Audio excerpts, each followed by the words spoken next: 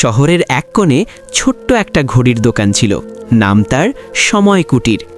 দোকানের মালিক বৃদ্ধ রহমান সাহেব খুব অদ্ভুত মানুষ। মানুষ বলে তিনি কেবল ঘড়ি মেরামত করেন না, মানুষের হারানো সময় ফিরিয়ে দিতে পারেন। একদিন নিশান নামের এক যুবক দোকানে এলো। সে খুব হতাশ।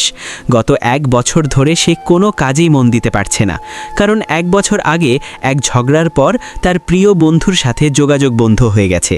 সে ভাবছিল যদি সেই দিন সে রাগ না করত তবে সব ঠিক থাকত।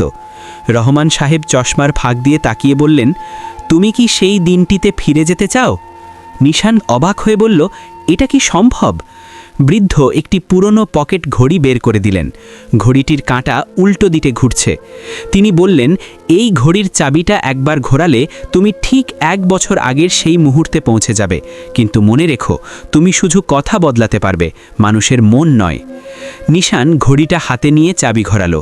মুহূর্তেই চারপাশটা ঝাপসা হয়ে গেল। সে দেখল সে তার বন্ধুর সামনে দাঁড়িয়ে আছে, ঠিক সেই ঝগড়ার মুহূর্তে। এবার নিশান রাগ না করে শান্ত গলায় বলল, বন্ধু, আমি দুঃখিত, চলো সব ভুলে যাই।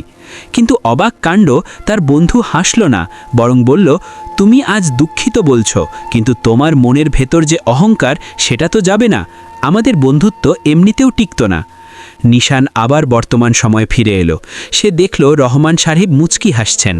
নিশান বুঝল অতীত বদলানোই সমাধান নয়, সমাধান হলো অতীত থেকে শিক্ষা নিয়ে বর্তমানে নতুন করে শুরু করা।